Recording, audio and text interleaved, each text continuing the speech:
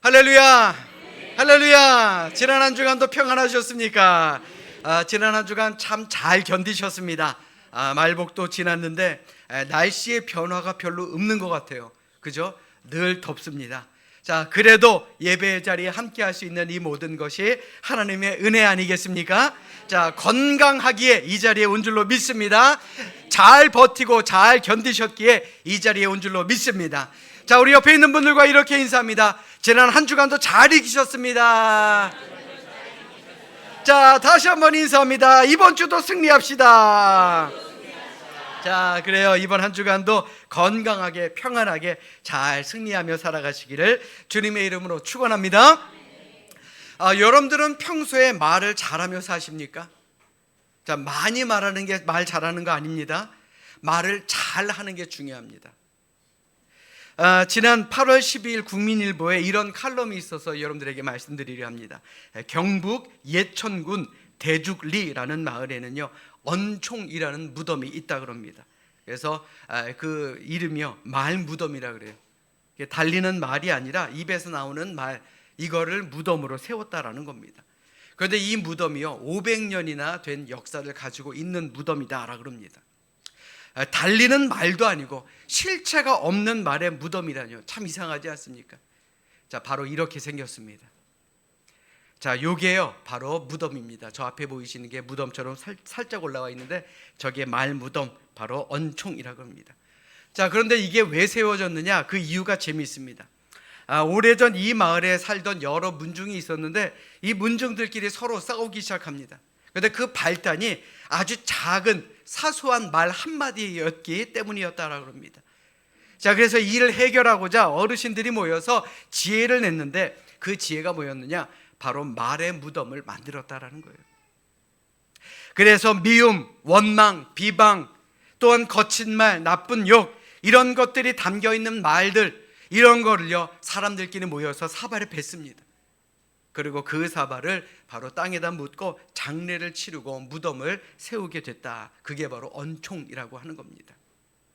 그런데 놀랍게도요, 그 이후 마을에는 다툼과 언쟁이 잠잠해지기 시작합니다. 물론 뭐 상징적인 행동이었다라고 하지만 사람들 스스로도 더 이상 거칠고 부정적인 말을 하지 않으려고 노력한 결과 그 마을은 이전과 같은 평화를 찾았다라는 겁니다. 자, 여러분들에게 묻겠습니다. 여러분들 말 잘하십니까? 일부랑 똑같은 반응입니다. 일부 예배 때도요 대답하시는 분들이 안 계시더라고요. 자, 그럼 다시 한번 묻겠습니다. 여러분들은 말을 많이 하십니까? 자, 말을 많이 하는 게 중요한 게 아니고요, 좋은 말, 잘 말하는 게 중요하다라는 거예요. 성경 속에서도 같은 교훈을 우리에게 줍니다. 사도 야고보는 야고보서 3장 2절을 통해 우리에게 뭐라고 말씀합니까? 우리가 다 실수가 많으니 만일 말에 실수가 없는 자라면 곧 온전한 사람이라 능히 온몸도 굴레에 씌우리라. 우리 모두는요 때로는 말 실수를 하며 산다라는 겁니다. 그래서 말 실수가 없는 자면 온전한 사람이다 라고 평가할 수가 있다라는 것이죠. 그만큼 혀를 억제하기가, 길들이는 것이 참으로 어렵다라는 겁니다. 자, 그러니 우리도 긍정적인 언어 생활을 하기 위해 노력해야 하지 않겠습니까? 하나님한테 기도하십시오. 입술에 파수꾼 좀 붙여달라고요. 생각나는 대로 그냥 말하고 거칠 말, 후회할 말, 누군가를 낙심케 만드는 말, 부정적인 말을 하지 않도록 우리 스스로도 늘 조심해야 할 줄로 믿습니다. 자, 오히려 그 자리를요 생명과 진리의 언어인 하나님의 말씀으로 채우시는 것은 어떻겠습니까? 아멘. 자, 바라기는요 이번 한 주간도 여러분들의 입에서는 은혜와 감사의 말이 더 많이 나오는 우리 모두가 될 수 있기를 주님의 이름으로 축원합니다. 자, 하나님께서는 오늘도 우리에게 은혜로운 주의를 주셨고 귀한 예배 자리에 인도하셨습니다. 자, 그러니 우리 성경을 높이 듭니다. 자, 우리 성경을 높이 들고 우리 기대 가득한 목소리로, 희망 가득한 목소리로 우리의 믿음을 고백하십니다. 함께 고백합니다. 저는 예수 믿어 구원받았습니다. 저는 예수 믿어 하나님 자녀 되었습니다. 저는 예수 믿어 천국 백성 되었습니다.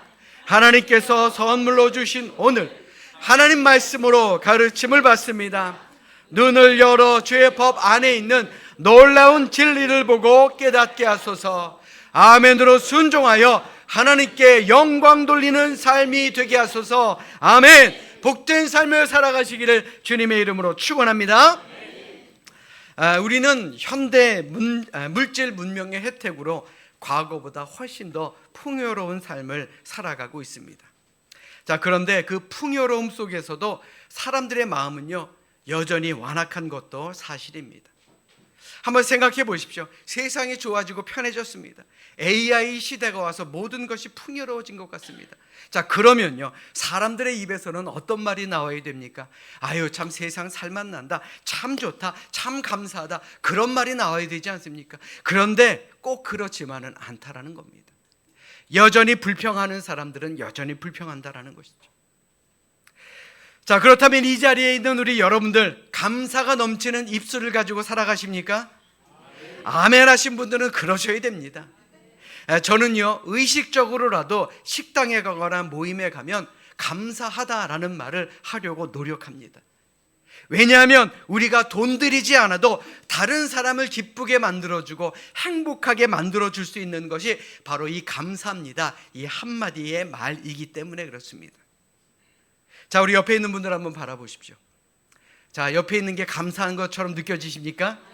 자, 우리 옆에 있는 분들에게 이렇게 인사합니다. 제 옆에 계셔 주셔서 감사합니다. 그래요, 우리 모두가 이 자리에 있는 것이 하나님의 은혜요, 우리가 하나님께 드리는 감사의 조건인 줄로 믿습니다. 자, 그런데 세상 사람들을 보면 어떻습니까? 감사보다는 여전히 원망이 많습니다. 우리 가정에서도 그렇습니다. 심지어 교회 안에서도 감사보다는 불평이 많은 분들이 분명히 있습니다. 자, 만약 지금 이 자리에 있는 여러분들의 입에서도 감사보다는 원망과 불평이 많다라고 한다면 오늘 본문의 말씀을 마음속에 새기시고 우리 스스로를 점검해 보시고 하나님과 사람에게 더욱더 감사를 표현하는 우리 모두가 될 수 있기를 바랍니다. 자, 오늘 본문의 말씀은 지난주와 연결됩니다. 하나님은 우상 숭배를 하는 아합 왕에게 엘리야 선지자를 보내시죠. 그리고 뭐라고 경고합니까? 내 말이 없으면 수년 동안 비도 이슬도 있지 아니하리라, 그렇게 경고하셨습니다. 그런데 아합 왕은 돌이키지 않습니다. 그래서 하나님은 비는 물론 이슬까지 3년 반 동안 이스라엘 땅에서 그치게 만드십니다. 그러니 농사를 지을 수가 있었겠습니까? 시내까지도 마르게 만드신 것입니다. 자, 엘리야 선지자라고 그런 가뭄 속에서 잘 먹고 잘 살았을까요? 결코 아니죠. 요단 앞 그릿 시내가조차 마르자 하나님께서는 엘리야 선지자에게 이러한 명령을 내리십니다. 자, 오늘 본문 이전 9절의 말씀을 한번 보십시오. 9절에 뭐라고 말씀합니까? 너는 일어나 시돈에 속한 사르밧으로 가서 거기 머물라. 내가 그곳 과부에게 명령하여 내게 음식을 주게 하였느니라. 엘리야는 이런 하나님의 말씀에 순종하여 사르밧이라는 곳으로 가게 되었고요, 그곳에서 오늘 본문의 주인공인 한 과부를 만나게 됩니다. 자, 그렇다면 오늘 우리에게 주신 이 말씀이 과연 오늘을 사는 우리와 어떠한 관계가 있는지 한번 살펴봐야 하지 않겠습니까? 여러분들 잘 들으십시오. 오늘 본문 말씀에서 우리가 깨달아야 될 것은 왜 하필이면 하나님께서 엘리야 선지자를 그 과부에게 보내셨을까? 그리고 이 여인에게 하나님께서 요구하신 것은 무엇이며 이 여인은 어떻게 순종했는가? 뿐만 아니라 이 여인이 순종한 결과는 무엇이었고 과연 오늘을 사는 우리가 이 말씀을 어떻게 받아들여야 되느냐, 삶의 원리로 삼아야 되느냐, 우리는 이것을 깨달아야 하는 것입니다. 왜냐하면요, 오늘 본문의 사건이 주는 그 교훈이 바로 우리가 이 땅 위에서도 복을 받는 원리가 되기 때문에 그렇습니다. 아멘. 그러면 오늘 말씀 잘 들으시기를 주님의 이름으로 축원합니다. 자, 무엇보다도요, 하나님은 수많은 사람들 중에서도 약하고 가난한 사람을 선택하시는 분입니다. 우선 하나님은 엘리야에게 조금은 이해하기 어려운 명령을 내리십니다. 그를 부잣집으로 보내지 않고 가난한 과부의 집으로 보내신 것입니다. 아니, 하나님의 일을 맡긴 선지자라면 최소한 먹을 것 걱정이 없는 집으로 보내는 것이 합당하지 않겠습니까? 그러나 하나님은 아닙니다. 오히려 가진 것 없고 수입도 없고 오히려 도움을 받아야 되는 가난한 과부의 집으로 그를 보내신 것입니다. 과연 그 이유가 무엇이었을까요? 하나님은 사람을 부르시고 그 사람을 들어 쓰시는 데는 하나님만의 특별한 선택 기준이 있기 때문에 그렇습니다. 성경 말씀을 보십시오. 하나님은요, 딱 필요한 때에 딱 필요한 사람을 들어 쓰신 분입니다. 누가복음에 보면 예수님께서 부자가 연보에 넣은 많은 헌금보다 가난한 과부가 넣은 2렙돈을 오히려 칭찬하셨습니다. 그리고 그것을 교훈으로 삼으셨습니다. 이 렙돈이 뭡니까? 당시 히브리인들이 사용했던 화폐 중에 가장 작은 단위입니다. 그러니까 동전 중에 가장 작은 단위죠. 그런데 예수님은 이것을 칭찬하시며 주변에 있는 사람들에게 깨달음을 주신 것입니다. 세상의 판단으로 한번 생각해 보십시오. 부자가 거창한 목적을 위해서 거액의 헌금을 하면 하나님의 일이 훨씬 더 쉬워질 것 같다라고 생각하는 것이 맞습니다. 그러나 하나님의 기준은 다르다라는 것이죠. 오병이어의 기적을 일으킬 때도 한번 생각해 보십시오. 그때에도요, 수많은 어른들, 특별히 부자들도 있었을 것입니다. 그러나 예수님이 들어 쓰신 사람은 누굽니까? 바로 어린아이였습니다. 오병이어의 기적. 정말 작은 음식이었지만 예수님께서는 수천 명을 먹는데 그 음식을 쓰셨다라는 것이죠. 자, 그렇다면 오늘을 사는 우리도 한번 생각해 보십시오. 우리가 남보다 낮게 하나님께서 이 자리에 불러주셨을까요? 또 이 자리에 있는 저도 생각해 보십시오. 제가 잘나서 여러분들 앞에 이 자리에 서 있다라고 생각하십니까? 저는 아니라고 봅니다. 우리 모두가 부족한 사람 아닙니까? 우리 앞뒤 주변에 있는 분들 한번 바라보십시오. 다 고만고만한 사람들 아니던가요? 저나 여러분들이나 똑같다라는 얘기입니다. 평범한 사람들입니다. 그럼에도 하나님은 작지만 헌신하는 우리를 통해서 일하신다라는 것 우리는 기억해야 할 줄로 믿습니다. 고린도전서 1장 26절의 말씀 보십시오. 형제들아, 너희를 부르심을 보라. 육체를 따라 지혜로운 자가 많지 아니하며 능한 자가 많지 아니하며 문벌 좋은 자가 많지 아니하도다. 이 말은요, 바로 오늘을 사는 우리 모두의 이야기입니다. 그럼에도 하나님께서 우리를 불러주신 것은 세상에 약한 우리를 택하셔서 강한 자들을 부끄럽게 만드시고 어느 누구도 하나님 앞에서 자랑하지 못하도록 하시려는 하나님의 뜻이 있다라는 겁니다. 믿으시면 아멘. 오늘 본문 속 사르밧 과부도 마찬가지입니다. 과부가 가져봤어야 얼마나 많이 가졌겠습니까? 그럼에도 하나님은 그 부족함이 많은 과부를 통해 기적의 역사를 만들어 내신 분입니다. 저는요, 우리 교회를 통해서도 하나님의 놀라운 기적과 같은 역사가 반드시 이루어짐을 믿습니다. 아멘. 이 믿음이 저만의 믿음이 되지 않기를 주님의 이름으로 축원합니다. 그런데 우리가 하나님께 쓰임받기 위해서 반드시 필요한 것이 있습니다. 오늘 본문 10절의 말씀에 보시면 이 여인이요, 나뭇가지를 줍고 있었습니다. 일본 엘리야가 물과 떡, 즉 빵과 같은 음식을 가져다 달라라고 말하죠. 자, 그때 이 여인의 대답이 무엇이었습니까? 오늘 보면 12절 말씀 보십시오.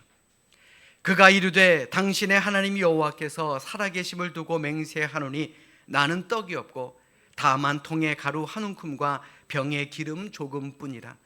내가 나뭇가지 둘을 주어다가 나와 내 아들을 위하여 음식을 만들어 먹고 후에는 죽으리라. 비가 안 왔으니 곡식이 자랄 수 있었겠습니까? 또 과부가 가진 것이 많아봐야 얼마나 많았겠습니까? 그러니 이제 마지막 식사를 하고 이제 정말 죽든지 살든지 그냥 맡기겠다라는 이야기입니다. 생각해보면 하나님도 참 무심하시지 않습니까? 자, 여러분들이 한번 엘리야라고 한번 생각해 보십시오. 이 말이 나오는 게 당연하지 않겠습니까? 야, 참 하나님도 너무하시네. 그 많고 많은 사람들 중에 참 하필이면 이 여인에게 가라고 하셨을까? 반대로 우리가 사르밧 여인이라고 한번 상상해 봅시다. 아니 아무리 하나님의 명령이라 할지라도 이거 따를 수 있겠습니까?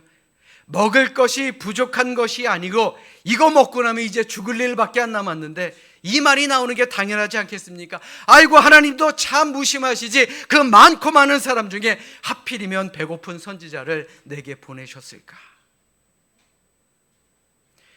서로가 힘 빠지고 김 빠지는 만남 아니었겠느냐라는 것입니다. 자, 그런데 하나님께서 이 둘을 만나게 하신 데는 분명한 이유가 있습니다. 이 과부에게는 떡은 없었지만 떡을 만들 수 있는 한 움큼의 가루와 조금의 기름이 남아 있었던 것입니다.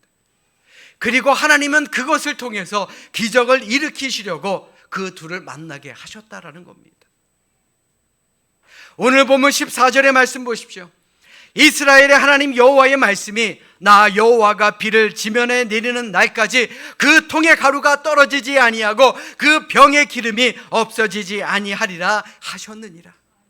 이 말씀이 뭡니까? 만약 이 사르밧 과부에게 손에 떡이 있었으면 먹고 없어졌을 것입니다.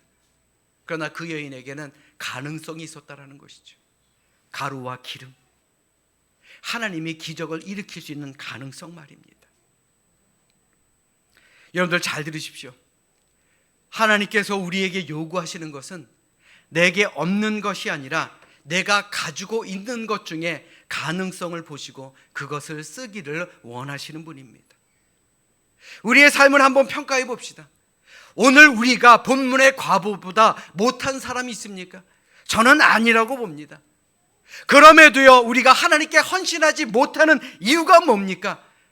우선순위가 바뀌었기 때문 아니겠습니까?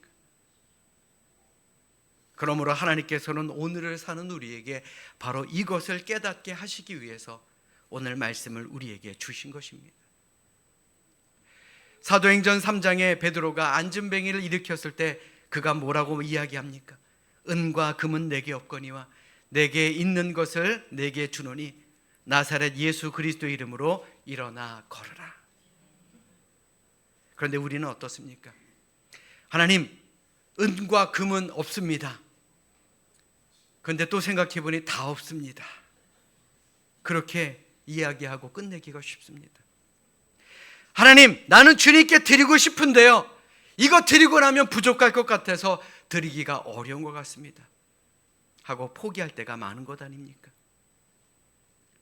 사랑하는 여러분, 오늘 본문의 사르밧 과부가 이것저것 생각했다면, 이것 재고 저것 재고 이것 따지고 저것 따지고 했으면 과연 하나님의 기적이 그 자리에서 일어날 수 있었겠느냐라는 것입니다. 제가 이 말을 했다라 그래서 여러분들의 재산 다 팔라는 이야기가 아닙니다. 파실 분들도 안 계시겠지만 오해하지 마시기 바랍니다. 하나님은 하나님의 기적을 일으키실 때는 반드시 먼저 우리의 마음을 움직이신다라는 것, 우리는 이것을 기억해야 할 줄로 믿습니다. 그러니 여러분들의 마음에 결단이 있으셨다면 이 여인처럼 순종할 수 있는 우리 모두가 될 수 있기를 주님의 이름으로 축원합니다. 그러면 그 다음은 어떻게 할까요? 하나님이 해주지 않겠습니까? 기적을 주시든 더 많은 것을 채워주시든 이 모든 것은 하나님께 맡기고 우리에게 주신 그 헌신의 마음, 그 처음 마음을 잃어버리지 않는 우리 모두가 될 수 있기를 주님의 이름으로 간절히 축원합니다. 아멘. 여인이 가진 것이라고는 자신과 아들 그리고 두 식구의 마지막 식량뿐이었습니다. 그런데 엘리야가 그녀에게 이렇게 말합니다. 오늘 보면 13절의 말씀 보십시오. 엘리야가 그에게 이르되 두려워하지 말고 가서 내 말대로 하려니와 먼저 그것으로 나를 위하여 작은 떡 한 개를 만들어 내게로 가져오고 그 후에 너와 내 아들을 위하여 만들라. 사실 이 말을 하는 선지자도 어려운 부탁이었을 것입니다. 여인도 순종하기가 참 쉽지는 않았을 것입니다. 그래서 종종 우리는요, 그 순서를 바꾸려고 합니다. 하나님 먼저 좀 주세요. 그럼 제가 하나님한테 드릴게요. 하나님 먼저 좀 우리에게 좀 채워주세요. 그럼 내가 하나님한테 왜 안 바치겠습니까? 사실 이게 더 합리적인 말 아닙니까? 그러나 하나님은 먼저 하나님을 위하여 드리라.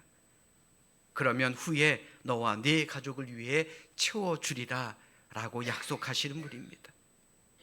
여러분들 생각해 보십시오. 하나님께서 뭐가 아쉬워서 여러분들의 것을 빼앗으려 하시겠습니까? 여러분들의 믿음을 보시려고 하는 것 아니겠습니까? 더 큰 은혜와 더 큰 기적을 채워주시려고 여러분들의 믿음을 보시는 것 아니겠느냐라는 것입니다. 다시 말해 엘리야가 여인에게 요구했던 것은 하나님을 우선으로 섬겨야 된다는 것을 깨닫게 하기 위함이었습니다. 환경이나 형편 이런 거 보지 말고요, 어느 시내나 어느 장소가 되었든 먼저 우선적으로 하나님을 섬기라라는 말씀입니다. 오늘날 우리에게 왜 이러한 기적이 일어나지 않습니까? 이것은 하나님을 섬기는 그 순서가 바뀌어 있기 때문은 아닙니까? 우리는 언제든지 먹고 쓰고 그 남은 것을 하나님한테 드리려고 하죠. 그러나 하나님의 법칙은 다릅니다. 먼저 하나님을 챙기라라는 겁니다. 하나님께 먼저 드리라. 그러면 더 많은 것을 너희에게 채워주겠다. 이것이 바로 오늘 말씀을 통해 우리가 깨달아야 되는 것 아니겠느냐라는 것입니다. 우리 다시 한번 14절의 말씀 보십시오. 이스라엘의 하나님 여호와의 말씀이 나 여호와가 비를 지면에 내리는 날까지 그 통의 가루가 떨어지지 아니하고 그 병의 기름이 없어지지 아니하리라 하셨느니라. 아멘. 이게 오늘을 사는 우리 모두에게 주시는 하나님의 말씀임을 기억하시기를 주님의 이름으로 간절히 축원합니다. 이 여인은 비록 조금밖에는 남지 않았습니다. 그러나 먼저 하나님께 드릴 때에 넘치도록 풍성해진다라는 말씀, 그것을 그대로 믿고 순종함으로 그녀는 큰 축복을 받을 수가 있었다라는 것이죠. 바로 하나님의 시험이었다라는 겁니다. 사실 이 떡은 자기의 생명과 같은 마지막 양식이었습니다. 남에게 준다는 게 결코 쉬웠겠느냐라는 것입니다. 그런데 한번 생각해보고 한번 따져봅시다. 당시 환경이 그래서 그렇지 떡 한 조각이 그렇게 귀한고 그렇게 큰 것은 아니지 않습니까? 다시 말해 하나님이 우리에게 요구하시는 것은 극히 작은 것이다라는 사실입니다. 그런데요, 우리가 환경 때문에 믿음이 적기 때문에 우리는 그 작은 것을 너무나도 크게 보는 그런 마음을 가질 때가 많습니다. 사랑하는 여러분, 믿음에는 항상 선택이라는 것이 따릅니다. 하나님이냐 사람이냐, 영적으로 살아갈 것이냐 육적으로 살아갈 것이냐. 과연 이때 선택의 기준은 무엇입니까? 우리 모두의 선택 기준은 하나님의 말씀이 됨을 다시 한번 잊지 마시기를 주님의 이름으로 간절히 부탁드립니다. 뿐만 아니라 우리의 믿음이 점점 깊어질수록 하나님께서는 우리에게 요구하는 것도 점점 커질 것입니다. 그러나 이것은 우리의 믿음을 더욱더 크게 자라게 만드시는 하나님의 섭리임을 우리 다시 한번 기억하시기를 주님의 이름으로 간절히 부탁드립니다. 여러분들 잘 들으십시오. 우리가 내가 가진 것만으로 살아가려면 얼마나 힘듭니까? 늘 부족한 것 사실 아닙니까? 그러나 우리가 하나님의 것으로 살아가면요, 하나님의 풍성함 속에서 얼마나 많은 부유함을 누릴 수가 있겠느냐라는 겁니다. 세상 사람들이 부러워하지 않아도요, 우리는 마음의 평안함을 누릴 수 있습니다. 마음의 풍요로움을 누릴 수 있습니다. 바로 이것이 오늘 말씀이 우리에게 주는 교훈이다라는 것입니다. 이제 말씀 마치려 합니다. 하나님은 이스라엘에도 이방에도 수많은 과부가 있었을 텐데 왜 하필이면 사르밧 과부에게 엘리야를 보내셨을까요? 다 그만한 이유가 있습니다. 비록 그녀가 가난하고 불쌍하고 자신의 자녀도 돌볼 능력이 없었음에도 불구하고 그녀는 다른 사람이 가지지 않은 특별한 능력이 있었기 때문입니다. 그게 뭐냐? 바로 믿음이었다라는 겁니다. 죽음을 앞에 두고도 하나님의 선지자를 대접하고자 하는 그 믿음, 그리고 그 믿음을 오늘을 사는 우리가 갖기를 원하십니다. 왜요? 우리도 기적의 주인공이 되기를 원하시기 때문에 그렇습니다. 아멘. 그러므로 오늘을 사는 우리도 하나님의 특별한 은혜와 기적을 받기를 원하신다면 그걸 받을 만한 우리 특별한 믿음을 가져야 한다는 것 다시 한번 기억하시길 바랍니다. 환경이 좋아서가 아니에요. 우리가 특별한 사람이 되어서가 아닙니다. 그에게 믿음이 있었기 때문에 기적을 일으킬 수 있었던 것, 오늘 우리도 마찬가지 아닙니까? 여러분들에게도 특별한 믿음을 한번 가져보십시오. 분명 최고의 기적을 이루게 될 줄로 믿습니다. 그러므로 이 시간 진정으로 바라기는 하나님께서 원하시는 그 믿음 소유하시고 그 믿음으로 하나님 마음을 감동시킴으로 말미암아 우리 모두가 놀라운 기적과 축복을 받아 누리는 우리 모두가 될 수 있기를 주님의 이름으로 간절히 축원합니다.